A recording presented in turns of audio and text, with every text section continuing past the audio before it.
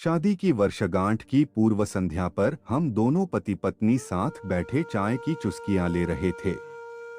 संसार की दृष्टि में हम आदर्श युगल थे। प्रेम भी बहुत है अब हम दोनों में। लेकिन कुछ समय पहले या कहिए कुछ साल पहले ऐसा नहीं था।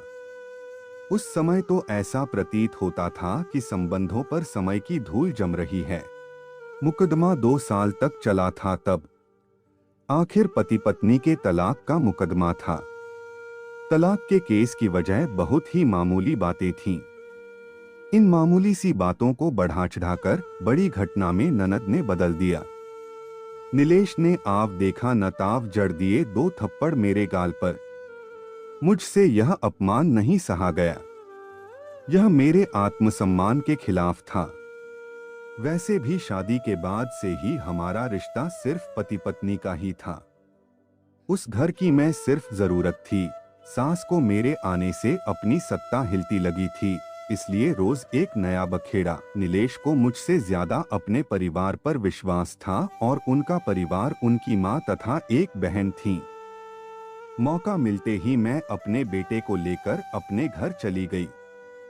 मुझे इस तरह आया देखकर माता पिता सत्ते में आ गए। बहुत समझाने की कोशिश की मुझे, पर मैंने तो अलग होने का मन बना लिया था। मेरी जिद के आगे घुटने टेक दिए। दोनों ओर से अदालत में केस दर्ज कर दिए गए। चाहते तो मामले को रफा-दफा भी किया जा सकता था, पर नीलेश ने इसे अपनी तौहीन समझा। रिश्तेदारों ने मामले को और पेचीदा बना दिया। न सिर्फ पेचीदा बल्कि संगीन भी। सब रिश्तेदारों ने इसे खानदान की नाक कटना कहा। यह भी कहा कि ऐसी औरत न वफादार होती है न पतिव्रता। इसे घर में रखना अपने शरीर में मियादी बुखार पालते रहने जैसा है। बुरी बातें चक्रवृत्ति ब्याज की तरह बढ़ती हैं। दोनों तरफ से खूब आरोप उछाले गए। ऐसा लगता था जैसे दोनों पक्षों के लोग आरोपों की कबड्डी खेल रहे हैं। नीलेश ने मेरे लिए कई असुविधाजनक बातें कहीं। नीलेश ने मुझ पर चरित्रहीनता का, तो हमने दहेज उत्पीड़न का मामला दर्ज कराया। 6 साल तक शादीशुदा जीवन बिताने और एक बच्चे के माता पिता होने के बाद आज दोनों तलाक के लिए लड़ रहे थे। हम दोनों पति पत्नी के हाथों में तलाक के लिए अर्जी के कागजों की प्रति थी। दोनों चुप थे, दोनों शांत, दोनों निर्विकार। मुकदमा 2 साल तक चला था। 2 साल हम पति पत्नी अलग रहे थे और इन 2 सालों में बहुत कुछ झेला था। मैंने नौकरी ढूंढ ली थी। बेटे का दाखिला एक अच्छे स्कूल में करा दिया था। सबसे बड़ी बात, हम दोनों में से ही किसी ने भी अपने बच्चे की मनोस्थिति नहीं पढ़ी। बेटा हमारे अलग होने के फैसले से खुश नहीं था, पर सब कुछ उसकी आंखों के सामने हुआ था तो वह चुप था। मुकदमे की सुनवाई पर दोनों को आना होता।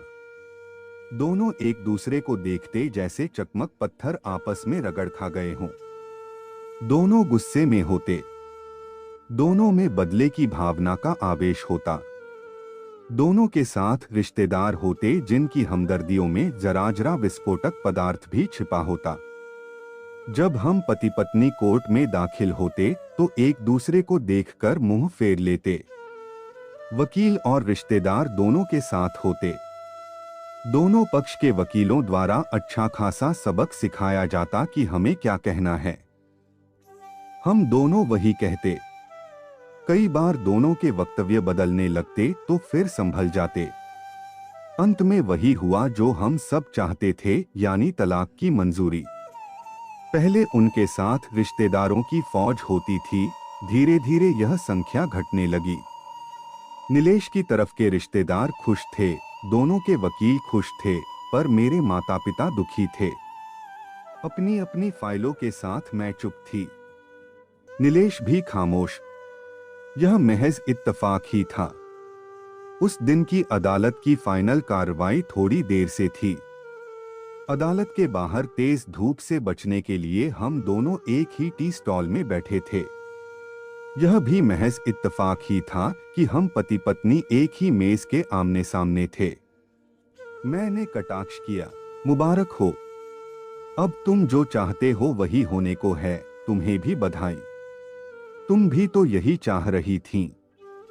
मुझसे अलग होकर अब जीत जाओगी, नीलेश बोला। मुझसे रहा नहीं गया। बोली, तलाक का फैसला क्या जीत का प्रतीक होता है? नीलेश बोले, तुम बताओ। मैंने जवाब नहीं दिया, चुपचाप बैठी रही। फिर बोली, तुमने मुझे चरित्रहीन कहा था। अच्छा हुआ अब तुम्हारा चरित्रहीन स्त्री से पीछा छूटा।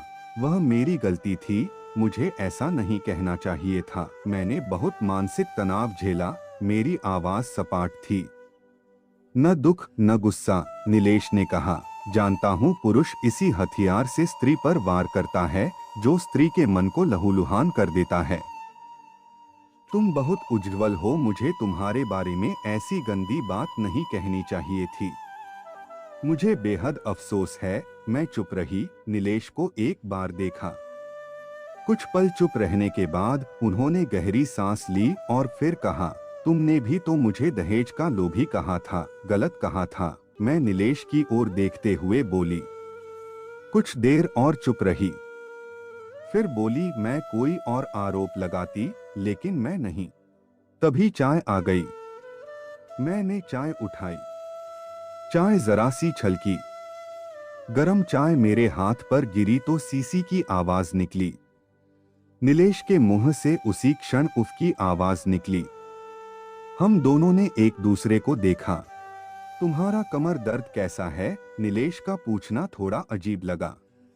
ऐसा ही है और बात खत्म करनी चाहिए। तुम्हारे हार्ट की क्या कंडीशन है? फिर अटैक तो नहीं पड़ा? मैंने पूछा। हार्ट डॉक्टर ने स्ट्रेन मेंटल स्ट्रेस कम करने को कहा है। नीलेश ने जानकारी दी। एक दूसरे को देखा। देखते रहे एकटक, जैसे एक दूसरे के चेहरे पर छपे तनाव को पढ़ रहे हों। दवा तो लेते रहते हो न? मैंने नीलेश के चेहरे से नजरें हटा पूछा। हाँ, लेता रहता हूँ। आज लाना याद नहीं रहा, नीलेश ने कहा।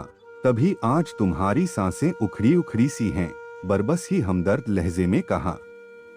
हाँ, कुछ इस वजह से और कुछ कहते कहते वे रुक गए। कुछ तनाव के कारण। मैंने बात पूरी की। वे कुछ सोचते रहे, फिर बोले, तुम्हें 15 लाख रुपए देने हैं और 20,000 रुपए महीना भी। हाँ। फिर मैंने पूछा, नोएडा में फ्लैट है? तुम्हें तो पता है। मैं उसे तुम्हारे नाम कर देता हूँ। 15 लाख फिलहाल मेरे पास नहीं है। नीलेश ने अपने मन की बात कही।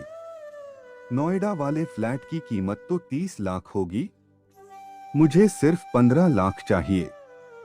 मैंने अपनी बात स्पष्ट की। बेटा बड़ा होगा, 100 खर्च होते हैं। वे बोले, वह तो तुम 20,000 महीना मुझे देते रहोगे। मैं बोली, हाँ जरूर दूंगा। 15 लाख अगर तुम्हारे पास नहीं है तो मुझे मत देना। मेरी आवाज में पुराने संबंधों की गर्द थी। वे मेरा चेहरा देखते रहे। मैं नीलेश को देख रही थी और सोच रही थी कि कितना सरल स्वभाव है इनका। जो कभी मेरे थे, कितने अच्छे हैं। मैं ही खोट निकालती रही। शायद नीलेश भी यही सोच रहे थे। दूसरों की बीमारी की कौन परवाह करता है? यह करती थी परवाह, कभी जाहिर भी नहीं होने देती थी। काश मैं इसके जज्बे को समझ पाता। हम दोनों चुप थे, बेहद चुप। दुनिया भर की आवाजों से मुक्त होकर खामोश। दोनों भीगी आंखों से एक दूसरे को देखते रहे। मुझे एक बात कहनी है, नीलेश की आवाज में झिझक थी। कहो। मैंने सजल आंखों से उन्हें देखा। डरता हूं, नीलेश ने कहा। डरो मत। हो सकता है तुम्हारी बात मेरे मन की बात हो। तुम्हारी बहुत याद आती रही। वे बोले, तुम भी? मैं एकदम बोली, मैं तुम्हें अब भी प्रेम करता हूँ। मैं भी। तुरंत मैंने भी कहा। दोनों की आंखें कुछ ज्यादा ही सजल हो गई थीं। दोनों की आवाज जज्बाती और चेहरे मासूम।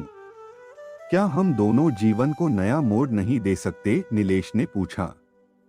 कौन सा मोड़? पूछ ही बैठी। हम फिर से साथ साथ रहने लगे, एक साथ, पति पत्नी बनकर।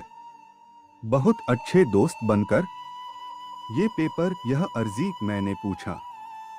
फाड़ देते हैं, नीलेश ने कहा और अपने अपने हाथ से तलाक के कागजात फाड़ दिए। फिर हम दोनों उठ खड़े हुए, एक दूसरे के हाथ में हाथ डालकर मुस्कराए। दोनों पक्षों के वकील हैरान परेशान थे। दोनों पति पत्नी हाथ में हाथ डाले घर की तरफ चल दिए। सबसे पहले हम दोनों मेरे घर आए, माता पिता से आशीर्वाद लिया। आज उनके चेहरे पर संतुष्टि थी। 2 साल बाद मां पापा को इतना खुश देखा था। फिर हम बेटे के साथ इनके घर, हमारे घर, जो सिर्फ और सिर्फ पति पत्नी का था, 2 दोस्तों का था, चल दिए। वक्त बदल गया और हालात भी। कल भी हम थे और आज भी हम ही, पर अब किसी कड़वाहट की जगह नहीं। यह सुधरा संबंध है, पति पत्नी के रिश्ते से भी कुछ ज्यादा खास। आपका समय निकलकर हमारे साथ था, इसके लिए आपका धन्यवाद। अगली बार फिर से मिलते हैं नए और रोचक वीडियो के साथ। चैनल को सब्सक्राइब करना न भूलें। धन्यवाद और शुभकामनाएं।